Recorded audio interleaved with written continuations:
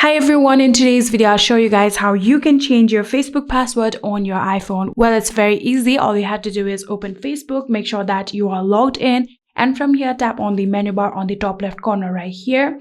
So after doing that, here if you scroll down a bit, you can get the option of settings and privacy. Tap on it, then tap on settings.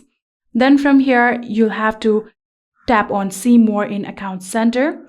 Then after doing that, here tap on password and security.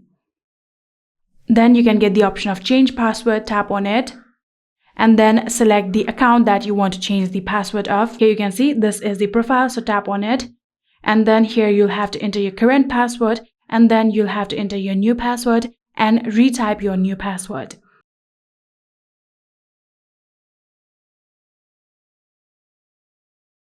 Here you can see I have wrote down my current password and wrote down my new password and then retyped my new password. So here you can also get the option of log out of other devices. Choose this if someone else used your account. So if you want to get logged out of the other devices that is currently using your old password, then you'll have to select this option just like this and then tap on change password.